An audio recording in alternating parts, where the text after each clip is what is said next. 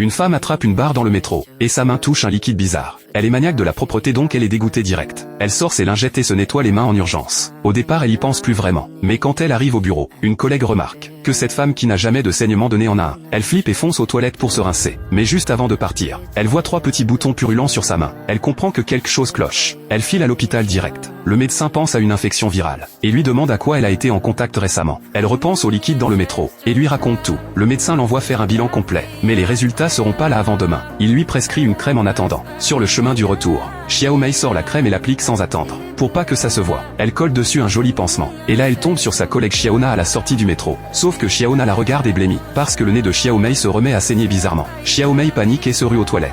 Elle attrape du papier et commence à tamponner. Mais le sang s'arrête pas. Elle se regarde dans le miroir. Et là elle pète les plombs. Mais le pire est encore à venir, parce que Xiao Mei voit sa main couverte de petits trous.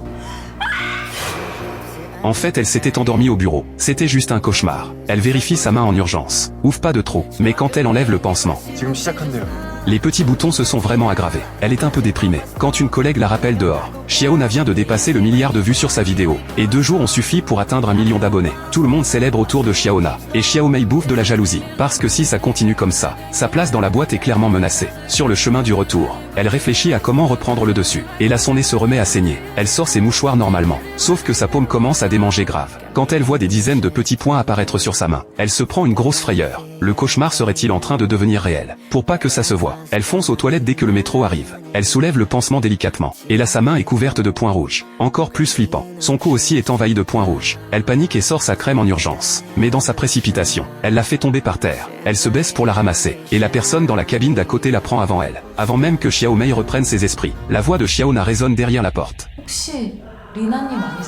Elle avait vu Xiao Mei toute paniquée, et venait juste proposer son aide. Sauf que Xiao Mei est hors d'elle. Elle a vraiment pas la tête à ça. Elle la renvoie sans hésiter. Ce qu'elle sait pas, c'est que les choses cheloues sont loin d'être finies. Sa paume se met à faire pousser des feuilles. Et ça pousse à une vitesse folle. En 2 minutes à peine, tout son corps se couvre de plantes et de fleurs. Xiao Mei est devenue une vraie plante humaine.